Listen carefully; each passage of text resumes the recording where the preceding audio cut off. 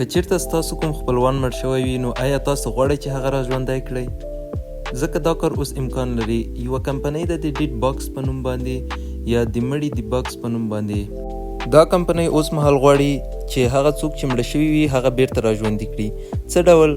فرض مثال خدای نخواسته ستاسو مورکۍ وفات شوه نو تاسو دې کمپنۍ ته خپل هغه د مورکۍ عکسونه مو خصوصیات او هغه کوم ویډیوګانې او شی چې تاسو د ژوند په جریان کې له هغې څخه کړي ورکوئ، نو دا کمپنۍ په همغه شکل باندې تاسو ته یو داسې روباټ جوړوي چې ستاسو باندې په قهر شي، ستاسو ته مینه درکړي، ستاسو ناز ویسي.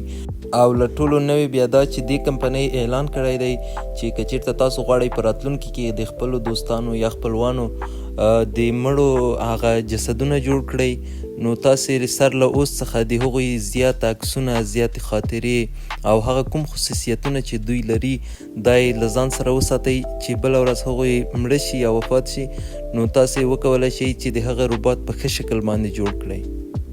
که چیرته غواړئ چې اضافي معلومات مو زیات شي نو زما یوټیوب چینل در سره سبسکرایب کړئ، د زنګ بټنه فالو کړئ ترڅو زموږ له نوي ویډیوګانو څخه خبر شئ. تر بلې ویډیو پورې مو په لوی او بخښونکي خدای سپارم. پاتې ورځ مو نیکمرغه. د الله په امان.